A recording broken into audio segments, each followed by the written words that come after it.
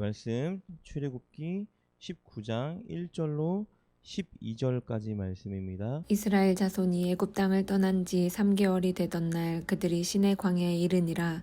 그들이 르비딤을 떠나 시내 광야에 이르러 그 광야에 장막을 치되 이스라엘이 거기 산 앞에 장막을 치니라. 모세가 하나님 앞에 올라가니 여호와께서 산에서 그를 불러 말씀하시되 너는 이같이 야곱의 집에 말하고 이스라엘 자손들에게 말하라. 내가 애굽 사람에게 어떻게 행하였음과 내가 어떻게 독수리 날개로 너희를 업어 내게로 인도하였음을 너희가 보았느니라. 세계가 다 내게 속하였나니 너희가 내 말을 잘 듣고 내 언약을 지키면 너희는 모든 민족 중에서 내 소유가 되겠고 너희가 내게 대하여 제사장 나라가 되며 거룩한 백성이 되리라. 너는 이 말을 이스라엘 자손에게 전할지니라. 모세가 내려와서 백성의 장로들을 불러 여호와께서 자기에게 명령하신 그 모든 말씀을 그들 앞에 진술하니 백성이 일제히 응답하여 이르되 여호와께서 명령하신 대로 우리가 다 행하리이다. 모세가 백성의 말을 여호와께 전하매 여호와께서 모세에게 이르시되 내가 빽빽한 구름 가운데서 내게 임함은 내가 너와 말하는 것을 백성들이 듣게 하며 또한 너를 영영히 믿게 하려 함이니라.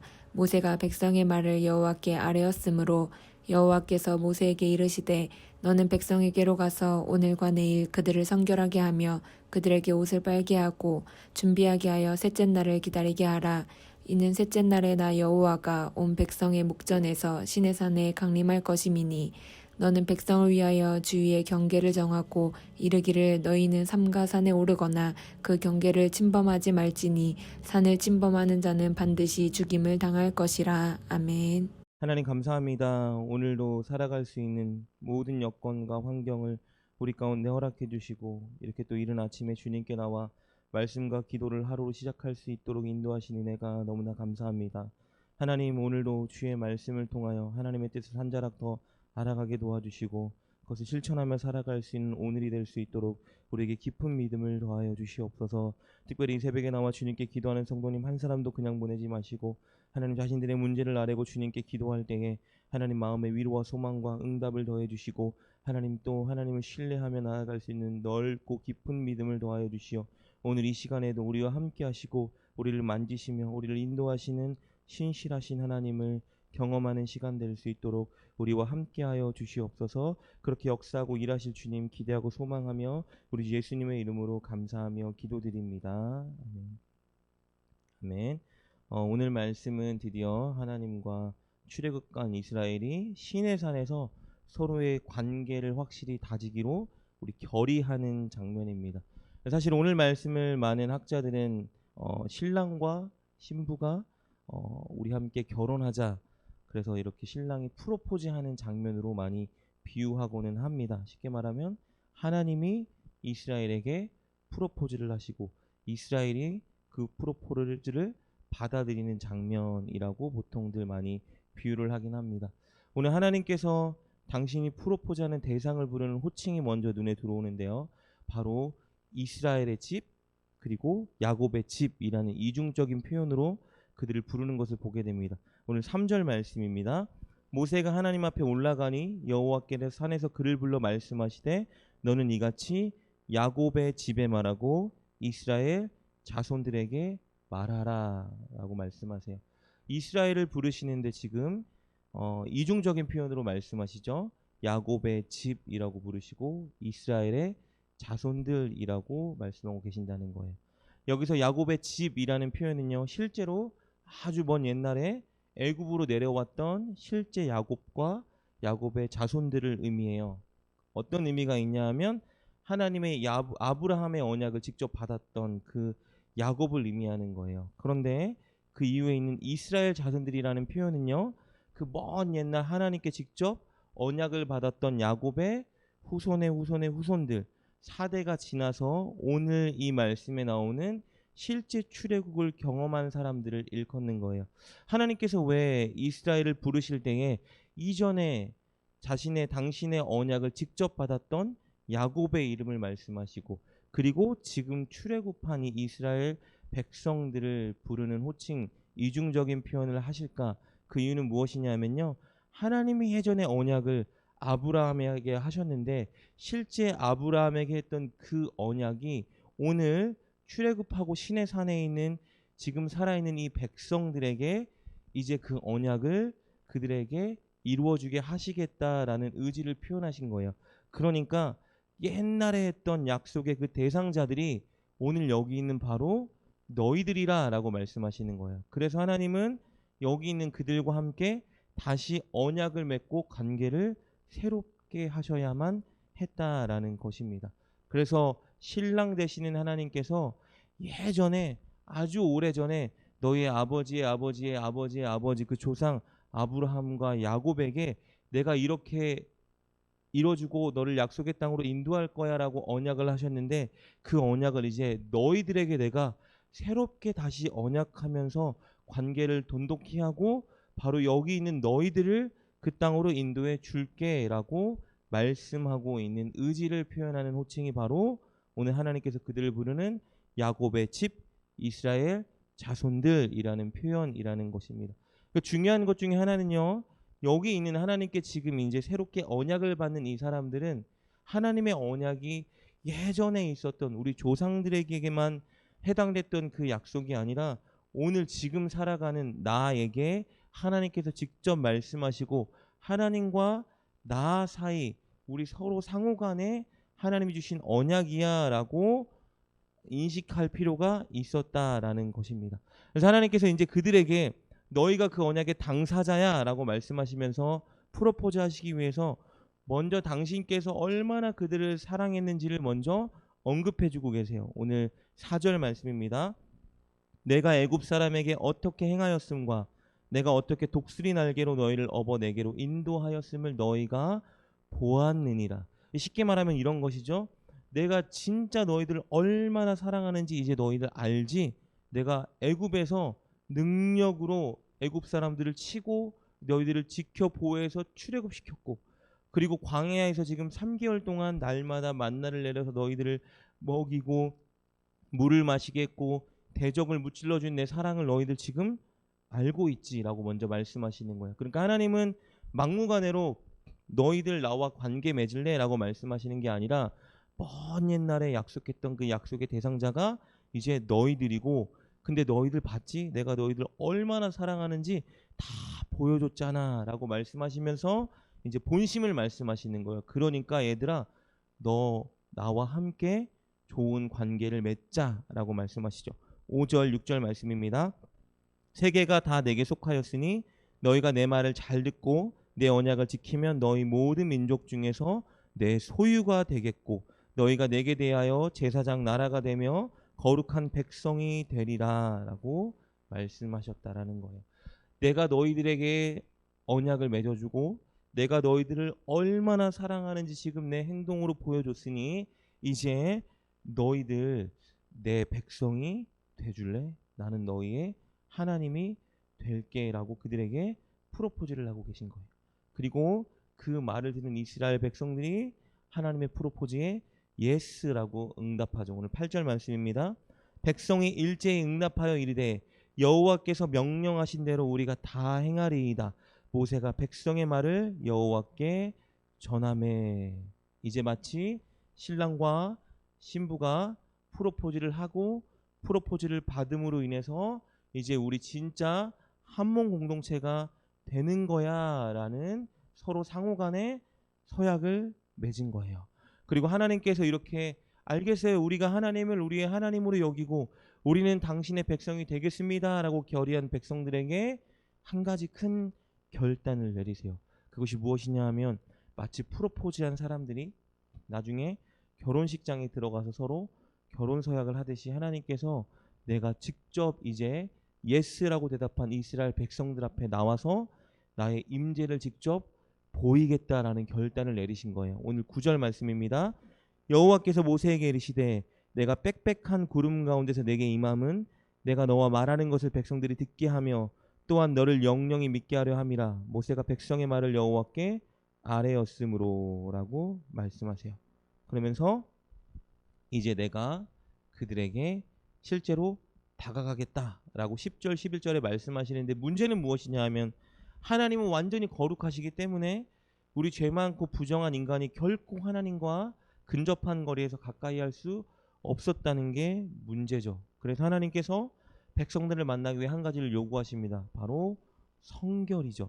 오늘 10절 11절 말씀입니다. 여호와께서 모세에게 이르시되 너는 백성에게로 가서 오늘과 내일 그들을 성결하게 하며 그들에게 옷을 빨게 하고 준비하게 하여 셋째 날을 기다리게 하라. 이는 셋째 날에 나 여호와가 온 백성의 목전에서 시내산에 강림할 것임이니라고 말씀하세요. 내가 신랑이 신부를 맞이하러 가듯 너희들을 맞이하러 가겠다. 그러니 3일간 그들이 성결하게 꼭 해야 한다라고 말씀하세요. 그러면서 성결하게 하기 위한 방법으로 옷을 빠르라라고 말씀하시죠. 사실 여러분, 옷을 빤다고 해서 내면이 깨끗해지는 것은 아니죠. 근데 이 행위는 단순히 옷을 빠는 행위로만 끝나는 것이 아니라 옷을 빨므로 인해서 자신들의 마음을 겸손히 하고 행동 거지를 바로게 하려는 하나님의 의지가 동반된 것입니다. 그러니까 이스라엘 백성들은 옷을 빨면서 사실은 옷을 빨지만 마음을 겸손하게 하고 겸비하고 하나님 맞이할 경건한 마음의 자세를, 준비를, 태도를 갖춰야만 한다라는 것이었겠죠. 이렇게 이스라엘 백성들이 옷을 빨고 마음을 다지면서 하나님을 기다리는 장면으로 오늘 말씀은 마무리하게 되는 것을 보게 됩니다. 여러분, 중요한 것은 오늘 이스라엘 백성들을 하나님이 구원하셨고 다시 약속하셨고 시내산으로 인도해서 그들에게 프로포즈하신 그 모든 행위가요, 사실은 오늘을 살아가는 저와 여러분에게 이미 동일하게 하나님이 행하신 일이다라는 것을 우리가 알아야 한다라는 것입니다.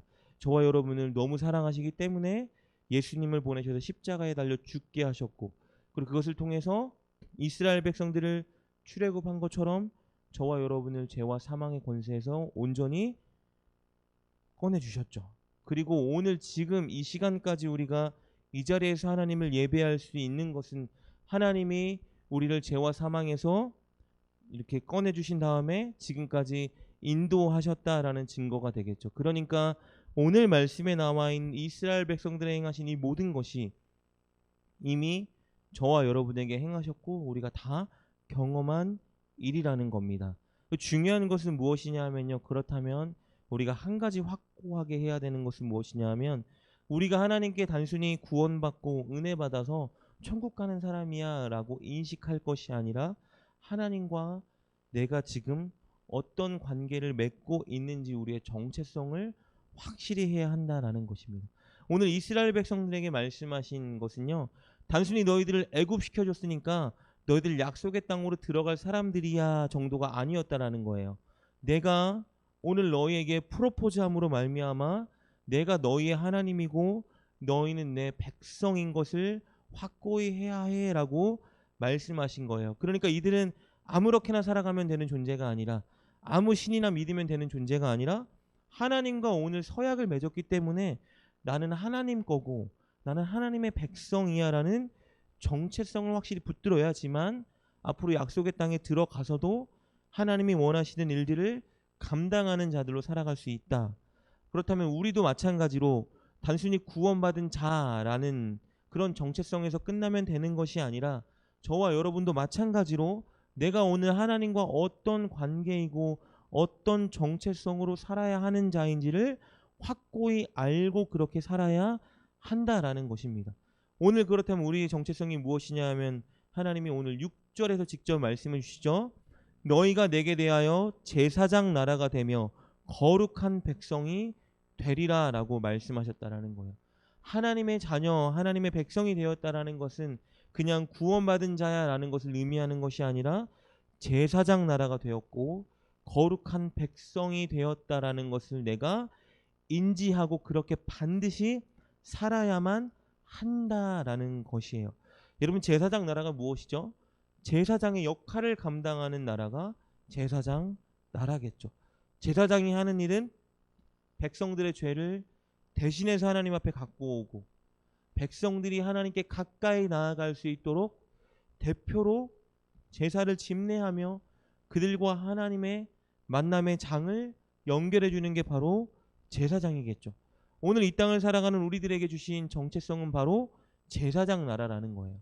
우리가 하나님을 믿지 않는 사람들을 대신해서 그들의 죄를 짊어지고 하나님께 나와 회개하고 또 그들이 하나님을 예배할 수 있는 이 자리를 우리가 주선해 주는 역할을 하는 게 바로 우리의 사명이라는 것입니다. 그래서 이 새벽에 우리가 잊지 말고 해야 되는 기도 중에 하나는 무엇이냐면요. 믿지 않는 자들을 대표해서 우리가 그들의 죄를 짊어지고 기도해야 한다라는 것이에요. 우리 가정의 죄일 수도 있고 우리 교회 성도들의 죄일 수도 있고 혹은 더 나아가서 이 나라 백성들의 죄일 수도 있어요. 우리 단순히 죄를 정죄하고 판단하고 비난하는 자리에 서는 것이 아니라 하나님 오늘 이 대통령, 이 나라 국민들의 이런 완악하고 진리를 모르는 이런 죄악들을 주님 용서해 주시옵소서라고 우리가 그들의 죄를 짊어지고 이 새벽에 나와 주님께 기도하고 회개하는 자리에 서야 한다라는 것이에요. 그리고 동시에 우리가 삶으로 그들에게 하나님을 드러내면서 그들이 하나님께 나올 수 있는 그 여건과 장을 마련해 주는 사명이 바로 우리에게 있다라는 것입니다. 그리고 그 일을 감당하기 위해서 가장 먼저 우리 안에 일어나야 되는 것이 바로 성결이라는 거예요. 우리가 늘 오늘 이스라엘 백성들이 옷을 빨면서 자신들의 태도와 마음을 새롭게 한 것처럼 우리가 거룩한 나라 그리고 제사장 나라가 되기 위해서는 우리가 먼저 하나님 앞에 성결해야 한다는 것이죠. 그러니까 말씀을 정리하자면 이 새벽에 우리에게 늘 하나님이 요구하시는 가장 우선순위는 무엇이냐 하면 저와 여러분 안에 있는 마음의 죄와 행동의 죄를 하나님 앞에 깨끗하게 회개하고 동시에 오늘 이 땅을 살아가는 모든 백성과 국민과 우리 가족과 교회 일원들의 죄를 가지고 하나님께 아뢰야 하는 거예요. 하나님, 이 백성들의 죄를, 우리 가족의 죄를, 우리 교회의 죄를 주님 꼭 용서해 주시옵소서. 그리고 그들이 하나님 앞에 바로 설 수 있도록 하나님께 바로 예배할 수 있도록 주님 인도해 주시고 나를 그 도구로 사용해 주시옵소서라는 고백과 간구가 날마다 저와 여러분 삶 가운데에 회복해야 한다라는 것입니다. 그것이 오늘 하나님이 우리 가운데 요구하는 것이고 그것을 위해서 이른 시간 우리를 부르신 것이라는 것입니다. 오늘 저와 여러분은 제사장 나라이며 거룩한 백성인 하나님의 신부입니다. 우리 그 정체성을 잊지 말고 오늘 이 새벽에 기도할 때에 우리 모두의 죄를 붙들고 하나님께 아뢰고 그들이 하나님을 예배할 수 있는 그날이 속히 올 수 있기를 위하여 기도하는 자리에서는 저와 여러분 될 수 있기를 주님의 이름으로 축복합니다. 함께 기도합니다.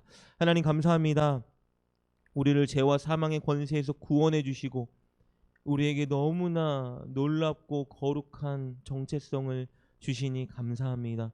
하나님, 우리 가정과 우리 교회와 우리 직장 그리고 이 나라 열방의 죄를 우리 가슴과 어깨에 짊어지고 날마다 주님께 나와 고백하고 회개하는 우리가 되게 도와주시고 날마다 삶을 살아가는 삶의 현장에서 깨끗한 모습으로 거룩한 모습으로 많은 자들을 주님께 인도하는 삶을 살아가는 우리 모두가 되게 하여 주시옵소서.